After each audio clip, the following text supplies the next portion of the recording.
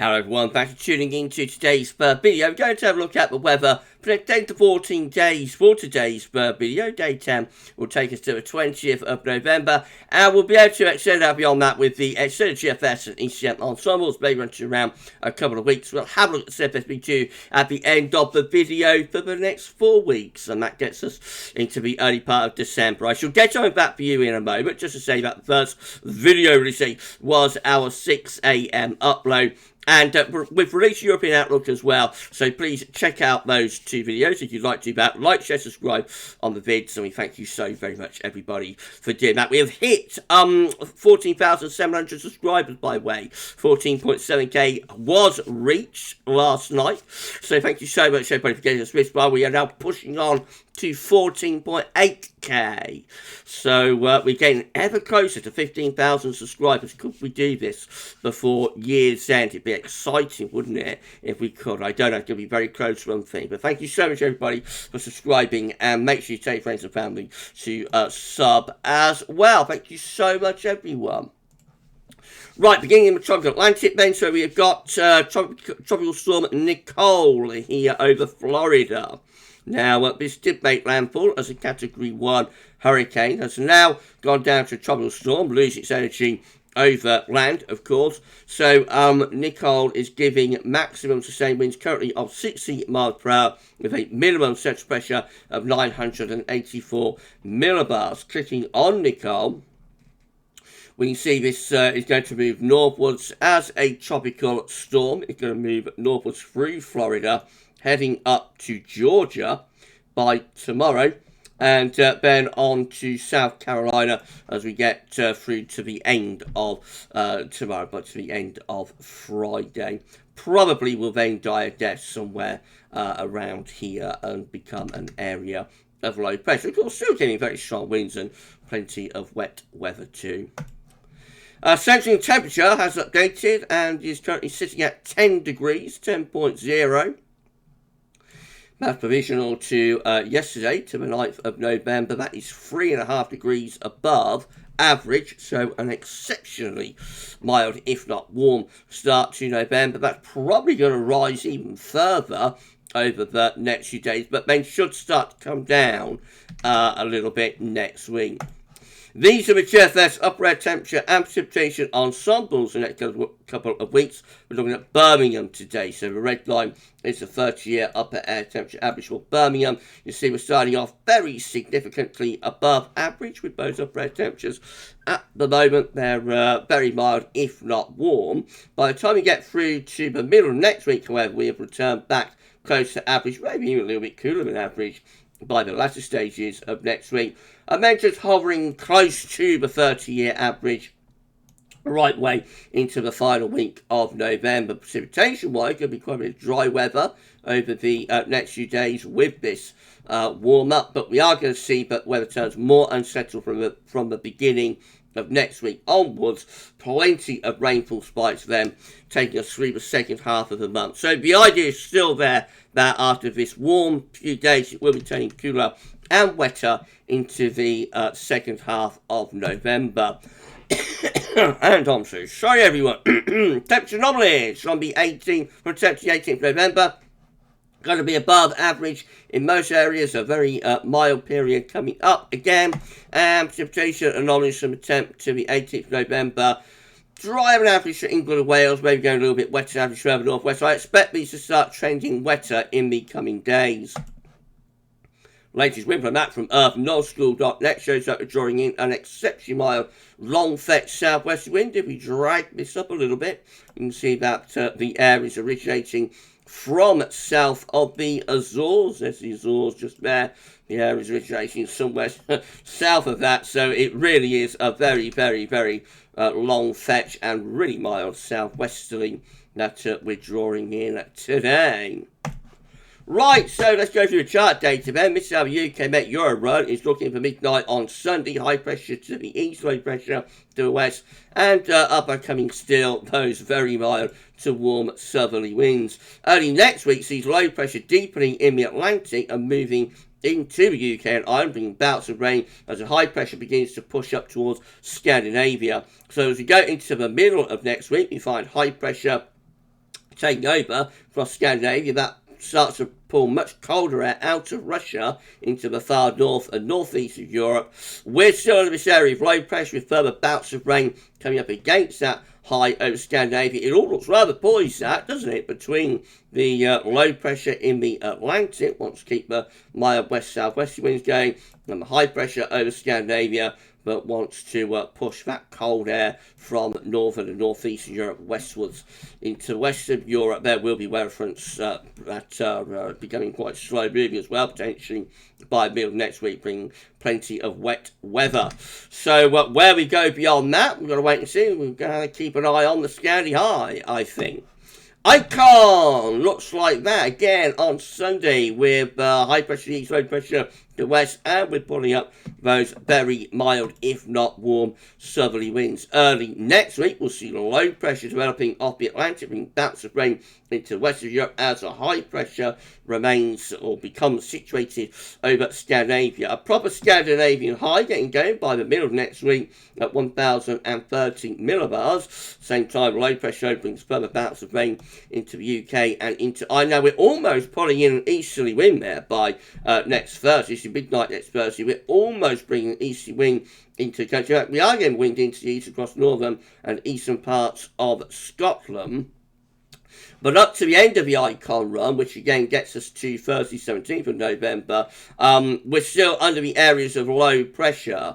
But clearly these low pressures are being blocked by this Scandinavian high. So it probably turns very wet for the middle part of next week with weather fronts that just get stuck over the country and bring, bouts of rain through the country that can't clear eastwards because of this high pressure keeping the low pressure and their weather fronts at bay. So a very wet pattern could be setting up here through the middle part of next week. But we have to keep an eye on what's going to happen with this Scandinavian high. If this low pressure starts moving southeastwards in that direction, then the Scandinavian high might get wind into the east and start pulling in much colder air from the east. It's poised, that. It really is quite poised between low pressure and high pressure. Right, the GFS midnight run, once more with high pressure to the east, low pressure to the west. Again, we bring up those very, very mild, if not warm, southerly winds on Sunday. Early next week, low pressure bring bouts of rain in from off the Atlantic as the high pressure goes north and starts to become centred over Scandinavia. That's Wednesday, got a proper Scandinavian high in over Scandinavia. We're under these deep areas of low pressure, bring further bouts of wet weather in from off the Atlantic. It is deep low pressure as well that we've got next week, going down to 975 millibars in the centre. So lots of heavy rain moving in from the west. So high pressure retreats back towards western Russia by the end of next week, as the low pressure keeps coming from off the Atlantic, and all the way up to day 10, really looking very unsettled with the GFS midnight run. This is a very unsettled wet pattern that's setting up through next week. Into the extended range, notice the Scandinavian high has retreated back to Russia. So certainly no easterly influence with the GFS midnight run, just keeping the low pressure coming from off the Atlantic until we get to the very end of the GFS midnight run, and then we see that actually high pressure begin to push back from Russia into Scandinavia, and we begin to get a little bit of ridging towards that blocking area of high pressure into the west of Europe as well. So it looks like the heights are rising, doesn't it, there across much of northern Europe, but across much of northern, central, and also western Europe, just generally pulling in the heights towards the northeast. Interesting charts these. This is the GFS 6Z run with, again, high pressure to the east, low pressure to the west, and pulling up that southerly wind on Sunday, heading into the early part of next week. Low pressure bringing bouts of rain in from off the Atlantic as the high pressure centres itself over Scandinavia. That's how we look as we get towards the middle of next week. So definitely got a high in over Scandi. We're pulling cold air out of Russia into far northeast Europe. Again, western Europe though dominated by low pressure with bouts of rain coming in to the west of Europe. That's Friday, so the Scandinavian high perhaps standing its ground a little bit better on the GFS 6Z compared to the midnight run, but nevertheless we're still generally mild with low pressure bringing further bands of wet and windy weather in from off the Atlantic. Moving up towards day 10, we start to see pressure generally rising across much of northern, central and also western Europe. The core of the high pressure, which is actually sort of to the east of the Baltic Sea, is going up to 1,040 millibars here. But it is very close to bringing an easterly wind across many, many parts of Europe as you see the low pressure is weakening out in the Atlantic Ocean. What actually happens with this GFS 6Z run is that the high pressure just generally collapses from Scandinavia and sits over many parts of Europe, bringing probably quite cold, frosty, foggy weather, I would have thought, into the final week of the month.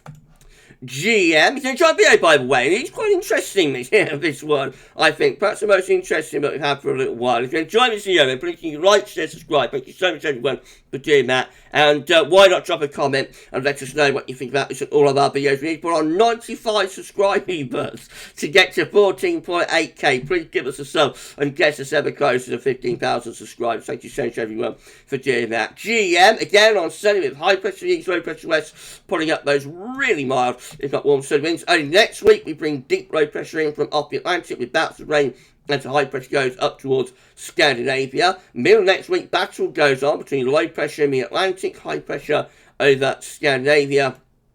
And we move up towards day 10 with further low pressure coming in off the Atlantic with bouts of rain. But that high pressure over Scandi is holding its ground up to day 10. And it's still there at 2,030 millibars across the northern parts of Sweden and Norway and Finland.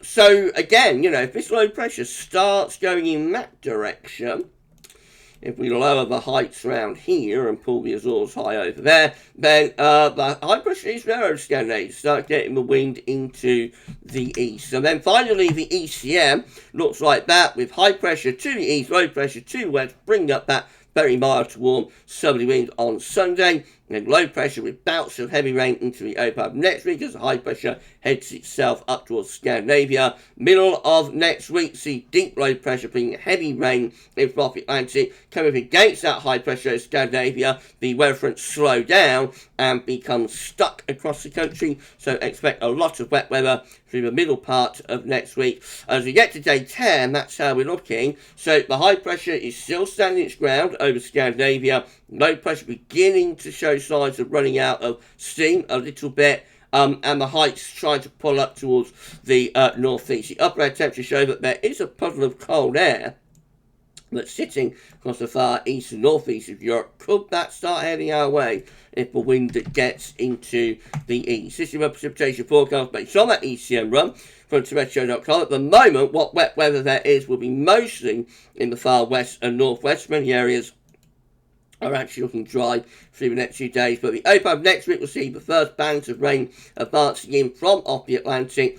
We just turned very unsettled with bouts of wet weather sweeping off the Atlantic through the course of next week. There'll be plenty of rain to come, showers in between. Notice by the very end, though, things are beginning to dry out a little bit as that high pressure, you know, over Scandinavia begins to allow the Atlantic to run out of steam to some degree. These are the these are the options on the table within the ECM ensemble today for day 10. Gets us to the 20th of November. 14 members of the ECM ensembles have low pressure to the west, high pressure to the south and to the east. So we're drawing up a very mild southerly to southwesterly wind there at day 10 with wet weather in the north and the west. 14, again, low pressure coming in off the Atlantic. They'll be bringing bouts of rain with them. 12, including the control room, has low pressure further westwards in the Atlantic. High pressure is over Scandinavia. That's virtually getting wind into the east, I think. And then we've got 11 down here, including the operational room, still with low pressure across the west of Europe. But notice the heights have risen to the north and to the northeast So up to that point, we're still dominated by low pressure, but there is high pressure to the northeast. And then in 2 weeks' time, these are the options that we've got. Gets us to the 25th of November. 18 members of the ECM ensembles keep the low pressure coming with further wet weather in from off the Atlantic. Another 18 with high pressure over to the south of the coast. That's going to be a drier and milder option. That will bring wind up from the southwest. And then 15, it's a minority option, but quite significant minority option with high pressure fully formed over Scandinavia. And, of course, we'll be bringing in an EC wind, which will be a cold EC wind with those. Only 15 going in that direction, so I'd say it's minority, but quite a high minority. CMS finally, these are 500 millibar high tunnels breaking down into a weekly period. So the first week period will take us from the 10th to the 16th of November. The coming week has high pressure to the east and low pressure to the west, and we're bringing up this really mild, if not warm, southerly wind. Eventually, the low pressure, of course, will advance. Into week 2, which is the 17th to the 23rd of November, the high pressure is over Scandinavia then. Low pressure is in the Atlantic, with turn much more unsettled. The high pressure over Scandinavia is trying to bring some colder air in from the east, but we're still relatively mild and wetter up to that point.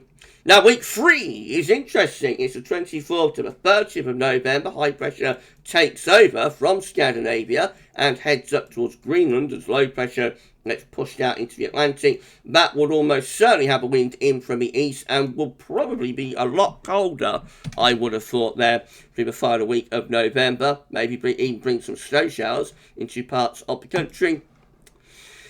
And then go through the week 4, which is the 1st to the 7th of December. The high pressure then centres over Greenland, but more towards the Canadian side of Greenland, which allows low pressure back in from off the Atlantic. Now, this low pressure technically is bringing milder air in from the Atlantic with west winds. However, I think that's probably quite a cold core low, what we would call a cold core low, because of the earlier Scandinavian high, and also the fact we've got high pressure up towards Greenland. So I reckon that will probably be quite cold still, that low pressure, and probably bringing like rain, sleet and snow into western parts of Europe. But it's 4 weeks away, so it's not really all that worth worrying about. But very interesting charts today, I'm sure you'll agree. Right, if you enjoyed the video, then please do like, share, subscribe. Thank you so much for doing that. Why not drop a comment and let us know what you think about this and all of our videos. And don't forget to tell your friends and family to subscribe as well. Help to get us to 14.8k subscribers. It would be amazing and incredible if you can do that. Right, so we're done with today's video. Just so it's coming up tomorrow, we're going to have a 6 a.m. upload. We'll have JMA Friday. We'll have a 10 to 14 day at 2. Will there be any further developments with the Scandi? Let's wait and see. Right, you enjoy the rest of your Thursday. And for this one, though, that's all for now. And thanks so much for watching.